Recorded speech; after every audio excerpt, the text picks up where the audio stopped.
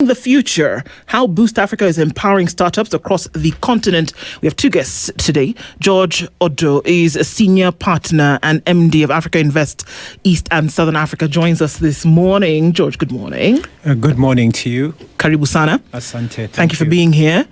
Also joined by Ted Pantone, who is the CEO of Turaco. Also here this morning. Good morning. Good morning. How are you doing? Yeah, fine, thanks. Welcome to the Situation Room. It's Kenya's biggest conversation. We'll be looking at some of these issues this morning. But before we get into it, Dennis is going to welcome you with today's proverb. So let me give you a backstory. Every week we go to a different African country. We gather up on many things, enjoy the cuisine, the culture, and then we come back with a proverb for every day of the week. And we then put you good people to work when you come here, because then you will interpret the proverb for us. Good? Yes, sounds great. All right. And so today we are in Sierra Leone. The reason I went to Sierra Leone is because there are anniversaries that are coming around, and because they have diamonds, perhaps I would get a good deal. So it is a country that is rich of diamonds, gold, bauxite, rutile, which is what do we call it? Titanium ore, coffee, and cocoa. So if you're a lover of chocolate, perhaps a bit of Sierra Leone. If you bought diamond at some point, maybe it came from Sierra Leone as well. But from this great country, we have the proverb: a single bracelet does not jingle. How would you interpret that? A single bracelet does not jingle. I guess for me, what comes to mind is you can't do it alone. You've got to form a team. You've got to work with others if you want to jingle. Otherwise, there's no noise, no results. That's how I would interpret it. How would you interpret it? Yeah, it makes me feel sad, right? If a single bracelet's there on its own, right? There's no joy, there's no effervescence in that. So yeah, I think if you're together with people that you can jingle with, that's the point of life. Yeah, indeed. Well said, well put. Absolutely. The Sierra Leoneans would be proud. Yeah, they bring wisdom too, not just those other things, huh? Exactly. All right. Well, thank you for being here. We're looking into Boost Africa, of course, this morning, but then also looking at the bigger picture in terms of what happens with business across the continent, and how the initiative between the European Investment Bank and the African Development Bank, supported by the European Union, are then making it easier, a little bit more comfortable for businesses to do business. So let's begin with AfricInvest. Tell us briefly about AfricInvest, what you do, and how you're working with the Boost Africa program. Okay, so thanks for having me. My name is George, as you mentioned. I work with AfricInvest, been with the firm for now 17 years. I'm one of the senior partners and a member of the executive committee.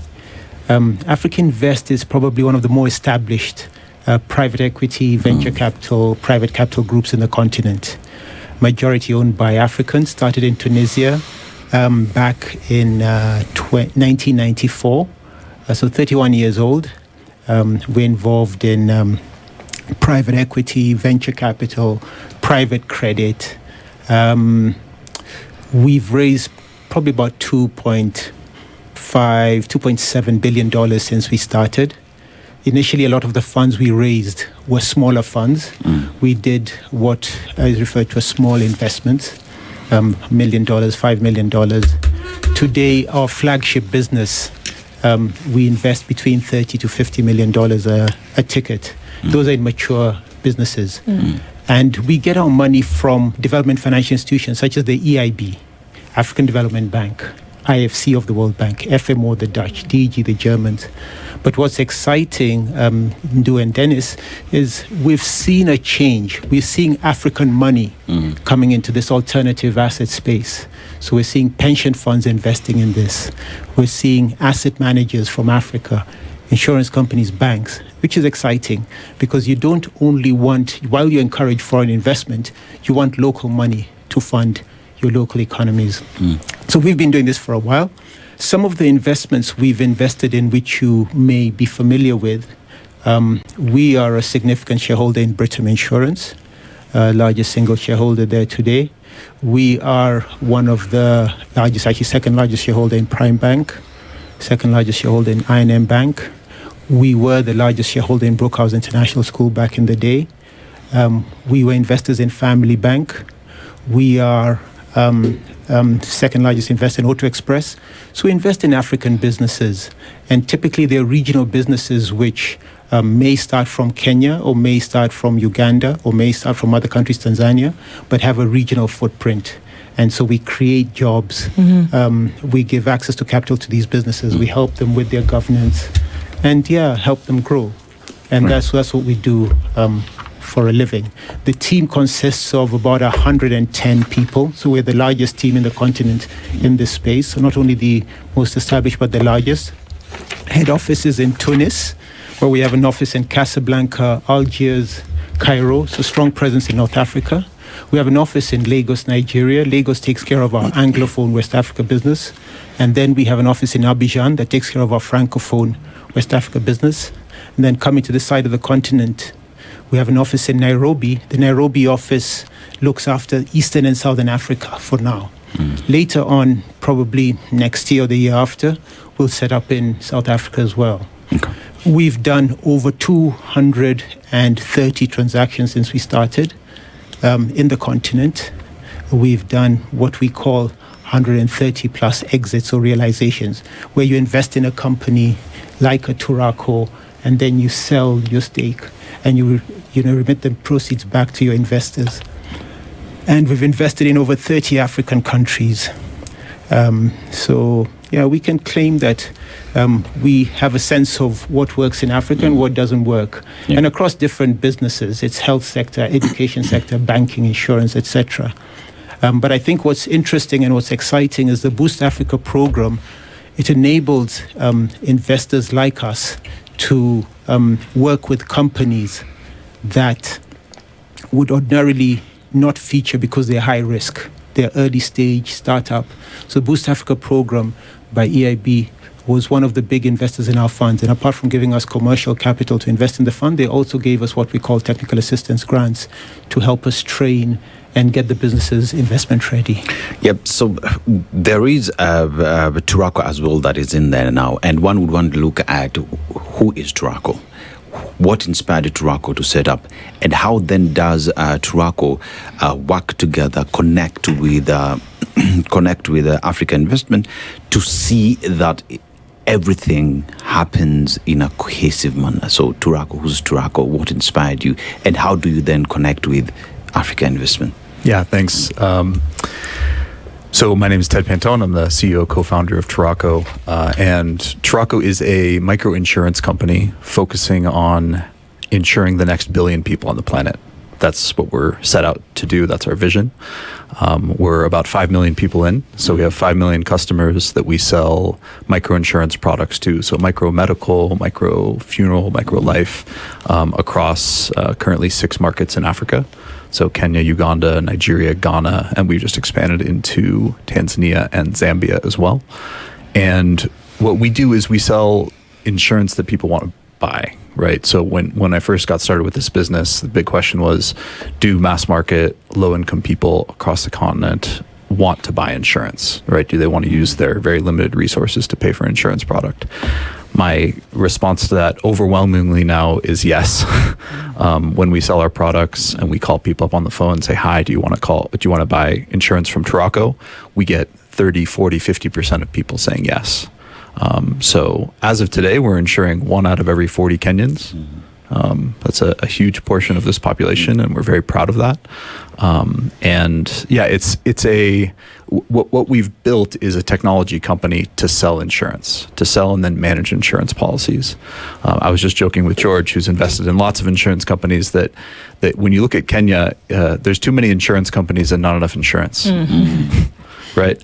You were just advertising for one of them. The problem is not, is there insurance available? It's, are the right insurance products available, and are they easy for people to buy? Right? When you talk to people in the village, right? My first home in Kenya was in Busia. When I talked to my friends in Busia, they don't know that they can buy insurance, right? It's not something that is easy for them to approach. They think it's a product for the rich, that you have to have a government job or an NGO job or work for a big corporate to be able to have insurance. We're trying to change that. We're trying to make it so that every farmer, every shopkeeper, every boater driver can have an insurance policy. How do you do that?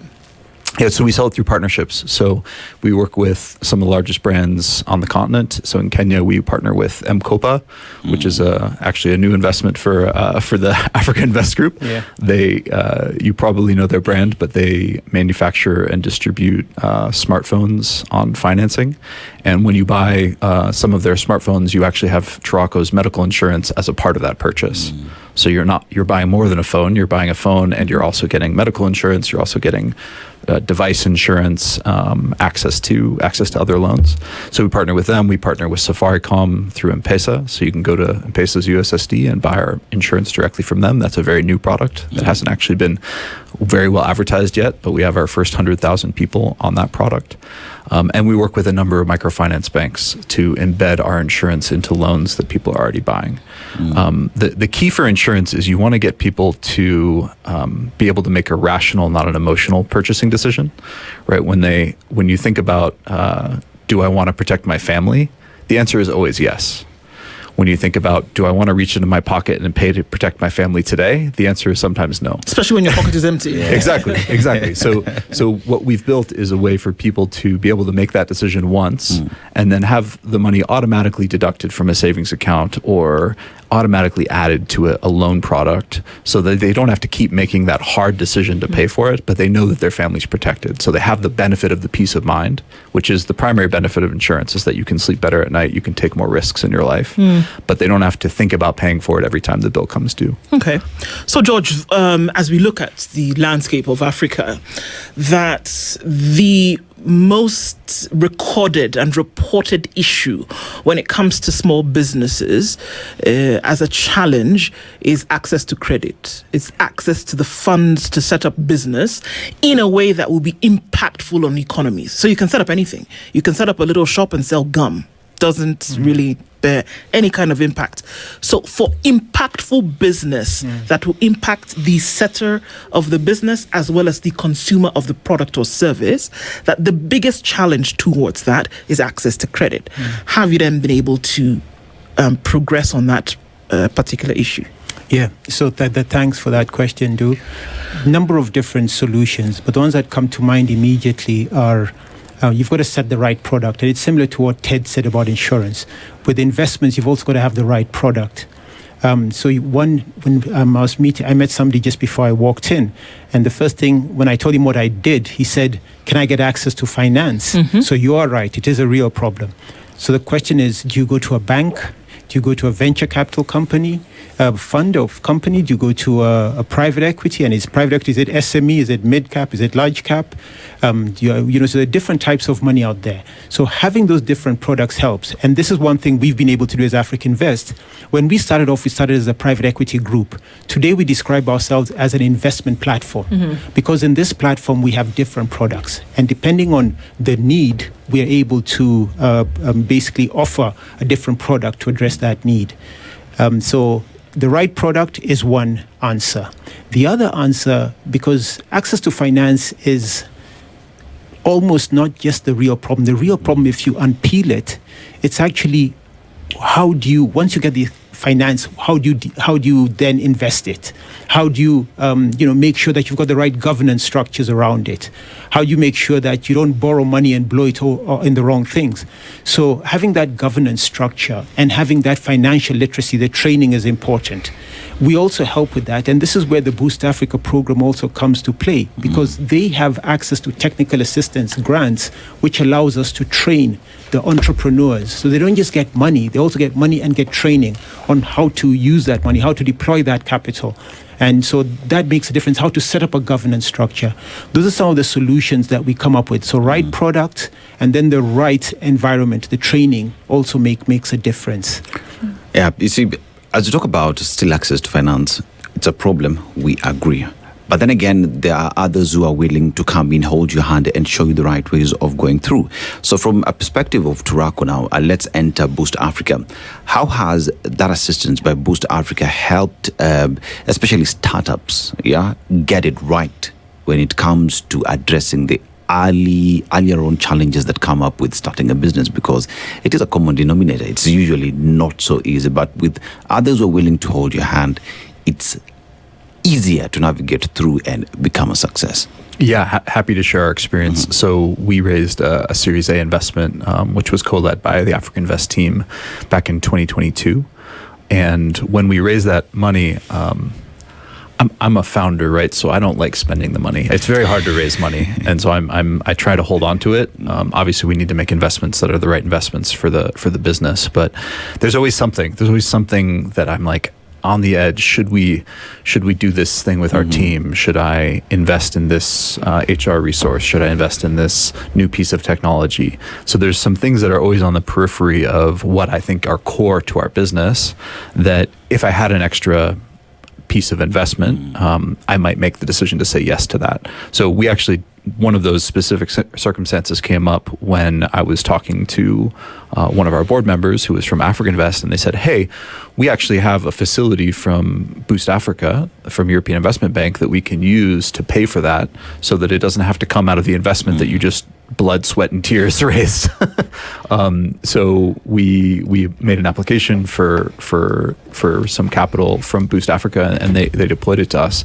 And what it enabled us to do, very specifically, we hired a coach to help support myself and a few of our other leaders to just upskill us, right? The difference between running a business with 15 people that's growing a little bit each month and running a business with 150 people that's growing 2x year on year is a very different job, and the team that you need around you to do that are very different teams. So I wanted to upskill my people. I wanted to upskill myself to be able to do that, and we got to do that through the Boost Africa program. So I'm deeply grateful. We actually now make all those investments directly from Turaco's own investment capital, but I wouldn't have believed in it as much had I not had the grant capital to be able to do that. How have we seen that businesses have been impacted that have started, and really, what kind of businesses have, applied for and been given the funds they need to either start up or to carry on? So we have 15, there are about 15 companies in our investment fund. So, I think Boost Africa, if I recall correctly, supported 6 managers such as ourselves to set up funds. So in our fund, we have 15 companies. To invest in those 15 companies, we look at more than 1,000 companies. So how many came for the interview? How many did we look at? How many did we vet? Over 1,000 to then invest in 15. Are all those 15 going to be winners? No. In fact, there will be some dogs in that pack. And we have already probably written off a couple of them. And then that's the nature of the business. In venture capital, they say 1 out of 10, 2 out of 10 will succeed. Obviously, Turaco is going to be one of the ones to succeed, given all the signs we've seen so far. Yeah. But you get some right, you get some wrong. How many do we talk to? Quite a number. And it's the nature of the beast. That's what we have to do to find the successful businesses. And sometimes it's not as obvious. And, the other thing that's also important to understand is we invest in companies which may not be profitable, but we invest in companies that have revenue. So we don't invest in pre-revenue businesses. Some businesses come and say, I've got this great idea. And we listen and we encourage them and we tell them that's not for us. We refer them to who does that. We invest in businesses that are already generating revenue, look like they have a trajectory towards profitability. So they seem to have got their model right. And they just need help, whether it's in governance and some, support on management. That's where we can come in, and we leverage our network. Having invested in more than 200 companies, we have a huge network. What kind of revenue are we talking about here? If you're saying that a business is already generating some kind of revenue, what are we talking about here? I'll tell you. So there is a business in the music space. They're probably doing revenues of. They started when we invested. They were probably doing $200,000. They're probably at about $1 million today. There are others which could be, over $10 million. So it's anything. It can be 500,000. It can be $1 million. It can be maybe a little less, but it's demonstrated the model works and they're generating revenue. And it's a wide array. It's in the health tech space. Tech because you're able to leverage tech to get to the low income, such as what Turaco is doing. It's in the edu-tech space, so education businesses, again, that are leveraging on technology, whether it's coding, whether it's working with cell phones and smartphones. It's also in the fintech space, so it's a lot of tech. Our fund tends to be a tech-focused fund. Okay. That's our bias. So it's got to be somebody who is not, you're not looking at somebody's potential here. It's somebody who's already demonstrated that potential and is already reaping some kind of benefit, if what I'm hearing is correct. No, slightly different, Dewey. I mean, you have a point, but let me just expound on it. $200,000 is quite something, though. No. Yeah. So that's just that's a revenue. You're generating revenue, but you're not making any profits. Okay. You're not yet profitable. All right. And so what we try to avoid is somebody has a great idea, but they haven't tested that idea. We want to make sure that the model has been tested and the model appears to be working. So it's revenue generating. It's not yet profitable, but it's revenue generating. We'll look at that. Maybe you can. Yeah, I can share us as an example of the impact, right? So when AfricInvest, and actually when Boost Africa invested in Turaco, we had 100,000 customers, right? Today we have 4 million customers, 4.5 million almost across the continent. So that impact is entirely because of the investment that we received and the investment that Boost Africa made in our business. Okay, so what helps folks is to then be able to understand that if there were 100,000 customers, for example, and this much needed revenue came in, or rather this much needed funding came in, what then did it allow Turaco to do that would then get you to 5 million? Because folks are sitting thinking, okay, I have this fintech generating revenue. What will then I then be able to ask for or to apply for that would allow me to get to the point of impactful and then beyond revenue generation? So what did you do? Yeah, so you need investment to be able to grow, right? You need to hire a team. You need to build technology. For us, we needed to build technology. Okay. And we couldn't have done that without investment. So we raised that investment. We built an amazing piece of technology to enable us to process a claim for 50 cents, right? Whereas most insurance companies are spending $50 to process a claim, right? That type of a thing. And enable us to onboard customers entirely digitally from end to end, right? So if you hadn't invested in the technology, there's no way for us to serve low-income consumers who are not able to pay more than 50 cents to $1 a month for insurance policies. So you could make a case whereby it said, okay, fine. And I'm going to stick on this because it's for the benefit of folks who want to understand. You can make a case and say, yes, I do have 100,000 clients who are tapping into my system, health tech, for example, right? But in order to get more people on, and I need to make it more... I need to scale it up. I need to make it more user-friendly. I need to then be able to have somebody on their phone then, either use a USSD code or something to get into my system. In order to do that, I must build the technology. And you can make a case. We can actually see that if you did that, then this would work, right? Is that then, George, what you'd be looking for and say, actually, yes, we can see this come to life.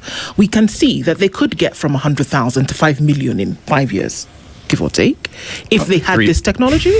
Absolutely. Okay. And it even goes further, Ndu, because remember, if you take a step back, what problem is Turaco trying to solve? It's the problem of access to insurance.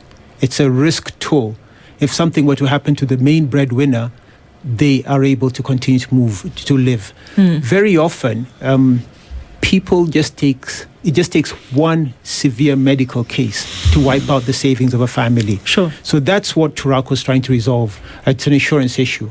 And if you look at what in Kenya, the IRA, Insurance Regulatory Authority, has done very well, is to encourage microinsurance. In fact, there is a separate insurance regime for microinsurance. Whereas microinsurance before sat under the license of regular insurers, there's recognition that it's actually a tougher business, a different business. So very much the same way M-Pesa enabled us to get to the underserved. Microinsurance will also enable us to get among underserved. So the problem is lack of insurance to the underserved. The one solution is to use technology to reduce the cost of service delivery, to increase the distribution. So that's the case they make. But what do we look for in terms of impact? It's number of users, because those are people who are benefiting, people whose lives will not be disrupted. We also look for increased income. And there will be increased income when you don't have to take your savings and put them on a medical emergency. We also look for, so the different indicators, the typical, we look for gender parity and diversity. Those are things we look for, and those are stories we want to hear, because that's what ensures sustainability of a business. So it's not just something that's relevant for big companies, but also for small companies. We're talking about tech and innovation, and one would say in a lot of startups nowadays, tech is just one way that everybody has to get into. And as we talk about Turaco now, here's a question where, as a company that is trying to solve a problem that is insurance penetration and uptake in the country, because we're still talking about 3%, right? Mm-hmm. And you want to get to everybody. But remember, we're also dealing with a population that is tech savvy, because 70% of the Kenyan population are the young people. So then investing into technology and innovation becomes paramount and must do. So with Boost Africa coming on board, what are the impacts that we're seeing, and how has this investment helped solve that problem that is access?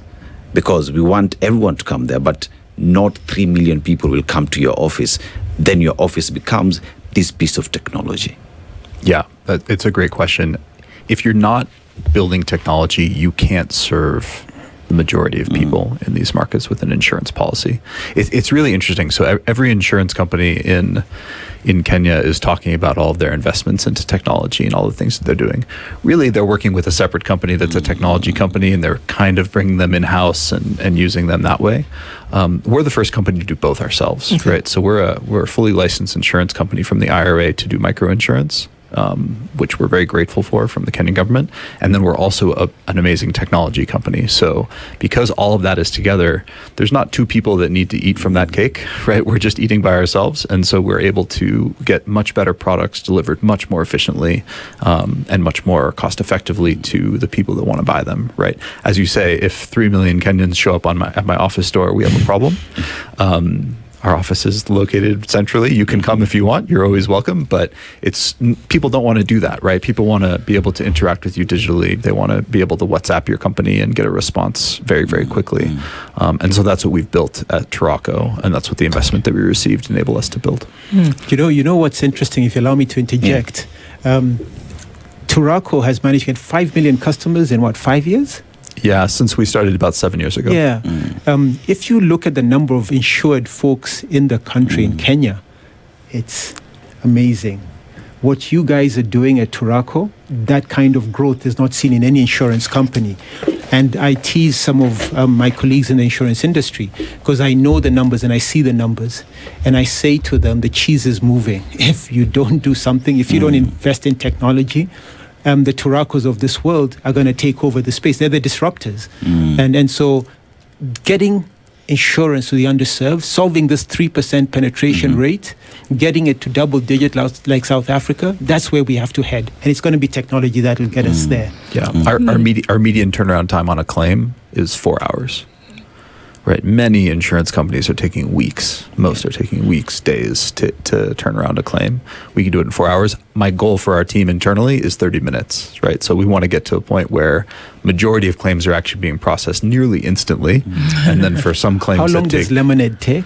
It's some of their claims are instant. Yeah. Some of their claims take about an hour. Yeah.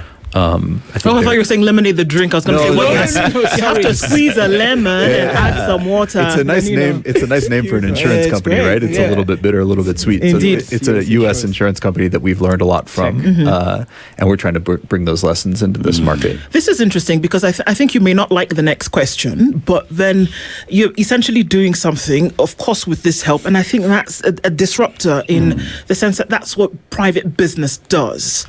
That it disrupts the status quo, first of all, that this thing that looks so monstrous and that's so difficult can actually be done with a little bit of attention and apply, some elbow grease plus, the much needed funding, but then also the integrity to then be able to do it and do it right. So then, is this a model that then can be replicated in government, George? And then we know that, of course, this is private business. But it clearly is answering questions that governments for years have been unable to answer. No, I mean, you're asking the right question. Do uncomfortable is the right question. What is it government is supposed to do? Government is supposed to be responsible for social services like education, like health, housing, shelter over your head, the basic human rights. The thing is, governments haven't done that too well, and governments have limited resources. That's why private businesses come into education, come into health services, etc., etc. One of the conversations we had with Ted when we were waiting to come in was, how does Turaco work with Shah and Schiff? Because that's important. And maybe I shouldn't steal your thunder. You should respond to that. Yeah, happy to. So it's interesting. Shah and Schiff, like Kenya's national health scheme, is the best in the continent, the best in sub-Saharan Africa, right? I can say that. On paper or in practice? In both. Okay. Right. So you, as Kenyans, we should feel very blessed. We have some of the best that's out there. There's still gaps, right? So there's still a lot of people that aren't covered under that scheme.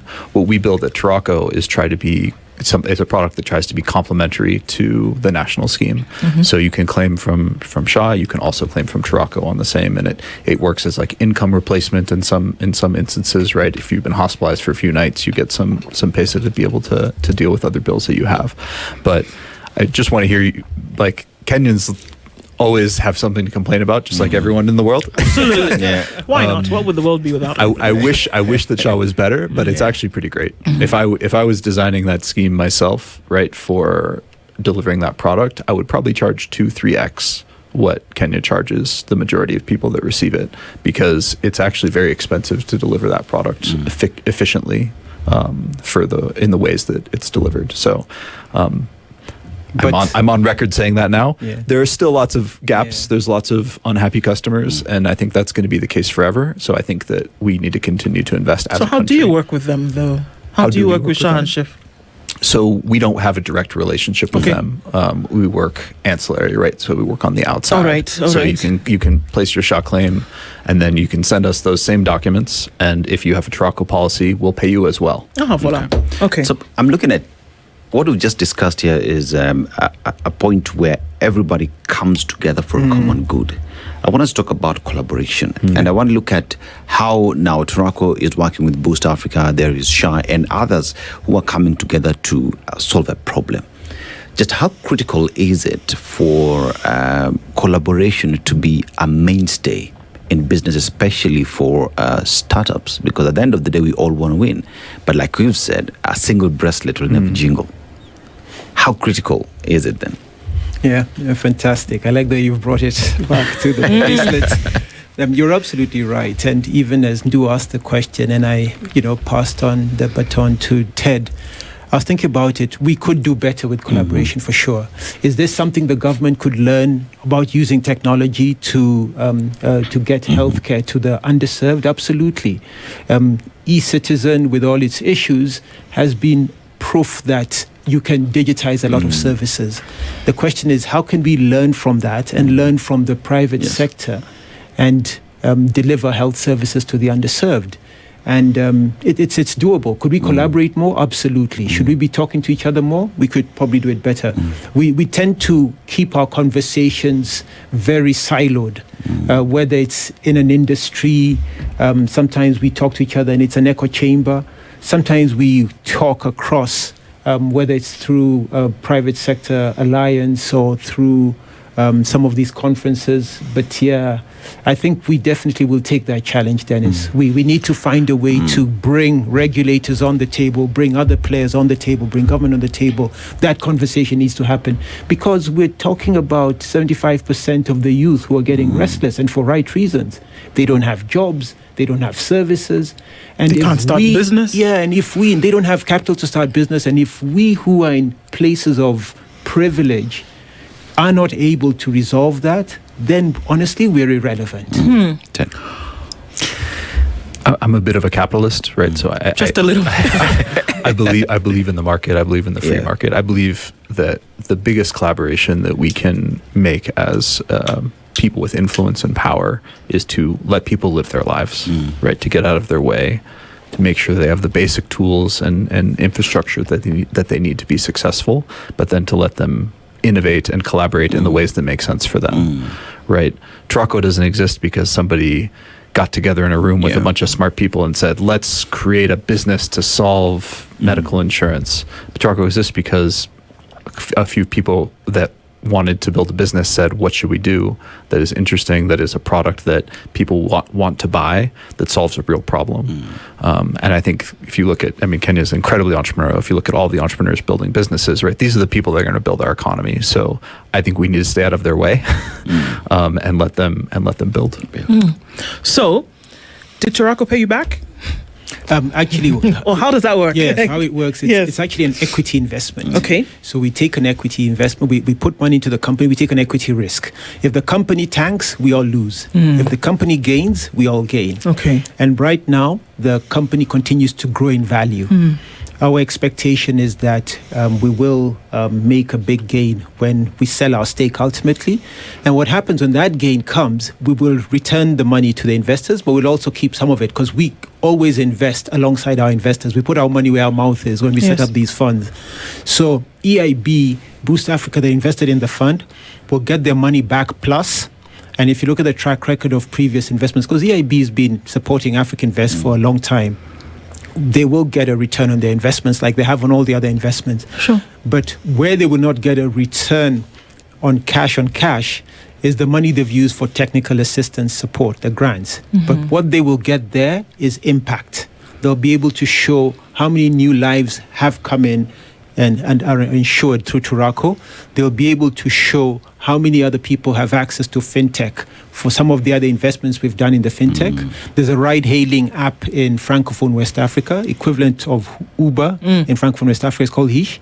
They'll be able to see how many women drivers have now got a livelihood because it's employing a lot of women drivers and creating a lot of jobs. They'll be able to see that sort of impact because the technical assistance just boosts the business, if you like.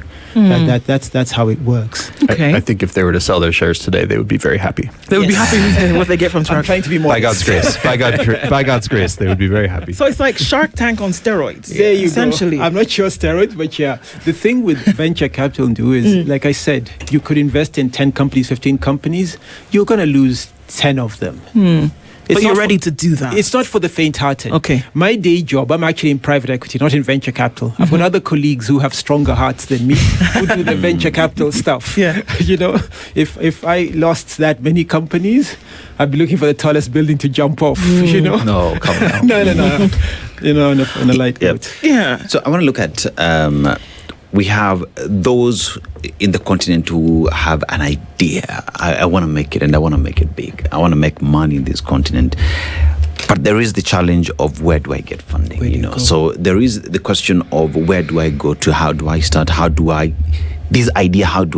make it be a reality? So what would be the message? Turaco started from somewhere, had a dream, implemented it. A few guys in a room. Here we are today talking about if they sell their shares, they're happy. How would a young person, an entrepreneur today, listening to you speak, say, I want to be like Ted? Yeah, that's a great question. First, be yourself. Don't be like me. But we're at such an interesting moment in history when it comes to building technology companies. My background is not in technology, right? My last business was a Pizza Hut franchise, right? So I've done a lot of different things on the continent in the 16, 17 years that I've lived here. But you can build a technology company today without needing to know how to write code, right? You can vibe code. You can work with these learning algorithms using AI. So I would say to those founders or those potential founders that are looking at a problem, if you have a real problem, if you're like, this is something that I know somebody wants to buy a product here, right? That's how I felt for insurance, right? I was like, I know my friends in Busia, they eat risk for breakfast, right? They know all of the risks in their lives. They know someone who's not been able to pay medical bills and lost somebody, right? So I know that that's a problem that somebody is willing to pay money for. We just need to figure out how to design the right product and then distribute to them efficiently. So I would say find that problem that you really believe in, that resonates with you, and then do the research and just start building, right? The first step to building is talking to 10 people, right? You tell 10 people, this is a problem I see, what do you think? And if they all say yes, then you talk to 10 more people. And then from those 20 people, you're probably going to say, hey, you should actually do it this way, or you should do it that way, and then you start pivoting on the idea. When it comes to raising initial investment capital, these are the big boys, right? You can't talk to AfricInvest day one. You can talk to angel investors like myself or other people that have done well enough in business that are willing to deploy smaller amounts of capital to get you started. And then once please don't everyone email me at once with that ask, but and then once you get enough traction, then you can start talking to the big boys and you can say, okay, I've proven this concept, right? I have some idea of product market fit, and now I need a big amount of investment to really build the technology the right way and to distribute the product effectively. And then you can apply or not apply, but pitch VCs to be able to invest in your business. Let me just add to that, because what Ted is saying is spot on. If you come with an idea, it can't just be a good idea. You've got to be solving for a real problem. That's number one. Number two, you've got to put your own money. So, usually they say there's the first round. Where it's the sort of family and friends round. Or, as a friend of mine says, family and fools round. That's the one where, you take the early risk. Then you go and raise money for the pre-seed round. Then you go to the seed round. Then you go to the Series A. So there are lots of steps where you're raising for more money. Now, there are incubators and accelerators, some of them funded by folks like EIB, but also corporates are coming into the space. So one of the organizations I'm involved with is Britain. I sit on the board there. And they have set up an incubator and accelerator called the Beta Lab. And what are they doing there? They look for entrepreneurs and, looking for the Britons of the future. So people with good ideas, see if they can be incubated, accelerated, and possibly get some seed funding at that point. But again, it's a very rigorous vetting system. And there are others who are doing it as well. There are other big corporates who are doing it as well. But that's... I would just say most incubators are a total waste of time. So don't if you're really wanting to build a business, come there if you have a good idea. Exactly. If you already have an idea and it's working and you want some catalytic growth. But at the early stages, if you just have an idea, just do something, right? Ideas are so cheap. Everyone has an idea. The difference between a successful entrepreneur and everybody else is they actually tried. The one who acted on the idea. They actually tried, right? They put their money where their mouth is. They put their time where their mouth is, and they gave it a go. And you're going to fail sometimes, but I mean, this is my 5th business, and this is the one that's working really well. There you go. Right. So I'm not talking to you about all the other things that didn't go well. This one is working very well, and it's going to produce a great return. And something Ted isn't saying is you were featured by the former U.S. President Obama. Yourself and a few others were called in for this innovative model. So you keep trying, you get it right at some point. You get it right. Yeah. So bird's eye view, George, of the continent. Maybe you talk about different regions. You're looking at, Francophone Africa, West Africa, Anglophone West Africa, of course, then other parts of East Africa into Southern Africa. Do a bird's eye view. And would you say that the businesses that EIB through AfricInvest then has supported are answering questions, or are they offering solutions towards society issues that then have been able to get the funding, and are those thriving businesses today? I think the answer to the last question first, are they all thriving businesses today? No. Okay. Because some will fail. But a good number, majority, because not all our investments come through the VC fund. Some of them come from the more mature private equity or our evergreen permanent capital vehicle, or our European venture capital, our European private equity strategy. We've got this guy's so hard on the VC fund. The VC fund is doing very well. It's actually doing very well. But just to answer your question, yes, they're answering real problems. Because first of all, what's the biggest problem we have in the continent today? It's jobs. So it's creating jobs. It's creating jobs. It's leveraging on technology. It's increasing incomes. It's putting money in people's pockets. So yes, it is serving the purpose for what it was intended. And that's why as the first Boost Africa fund was deployed and they're raising a second, it makes complete sense. Because if they were to look at how the first funds were deployed and what they did, it makes sense to build on that. You want more Turacos out there. So I would say solving real problems, yes. What are we seeing? We're seeing jobs created. We're seeing incomes increasing. And these are relevant solutions for today's world. In bird's eye view, I'll tell you, like, if I take a helicopter perspective, I look at the most sophisticated capital markets. I was saying to Ted, South Africa, Johannesburg Stock Exchange, 1.2 trillion market cap. Nairobi Stock Exchange, $23 billion. Sorry, I should be clear, it's dollars market cap. Nigeria is probably around 60, 70 billion market cap dollars. Cairo, 55 billion. Morocco, 110 billion. So those market caps may sound big, but they're really not that big compared to the developed world. Sure. The only way we'll grow our markets is by making sure that there is a pipeline of new businesses coming. And it's going to come from the SME space and the MSME space, because that's where 75% of our economy in Africa is being driven for. So where's the future? I see a future where there are more SMEs and MSMEs growing. I see a future where more is invested in technology. We have 1% of data centers in the globe, in Africa. And we need data centers. So we just have to invest more. We don't invest enough in Africa as Africans. We need to invest more. I see more capital flowing into investments in the space, alternative investments. I see more African businesses growing. I see a bright but tough future. It's not just going to come by the click of the finger. It's going to take hard work. And we have to deal with the ills of our continent, the tough conversations around corruption, leadership, governance. We have to deal with those things because those impede business. But I'm hopeful because we don't have a choice. We have a continent of young people. We must create a future for them. You either build it or you build it. Exactly. Exactly. A lot of work to be done, but then it's interesting because there are examples of how it actually can work and that the folks who are ready to put their support behind it.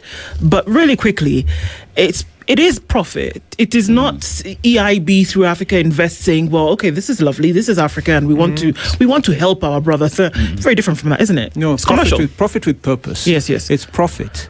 And you know why it makes sense for it to be profit? It's what Ted said. It's a capitalist world. And if it makes sense, why not do it? If it makes sustainable, it's going to be sustainable if it's profitable. Yeah. And one story I like to tell, I said it last week when I was speaking at a different forum in the IFC forum in Zurich.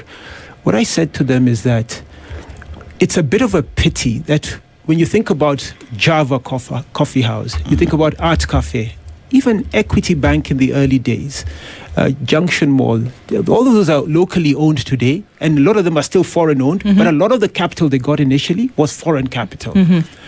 And sometimes we sit back and we watch private equity folks like ourselves investing foreign capital, and when we make the money, and the question you asked, what are we going to get for our shares? What are our investors going to get? The money will go out. Why can't that money stay here? Why can't we believe in our own businesses to invest? That's something we have to think about very hard. Indeed. George Otto is the senior partner and MD AfricInvest East Africa and Southern Africa. Ted Pantone is the CEO of Turaco. Thank you for joining us in this conversation this morning. Of course, insights for us to look into in the future. But thank you for being here this morning. Thank you so much. Asante sana. And thank you for being part of Kenya's biggest conversation, The Situation Room, this Tuesday morning. Conversations continue on another day. Enjoy the rest of your listening. Good morning. This is The Situation Room, the only way to start your day.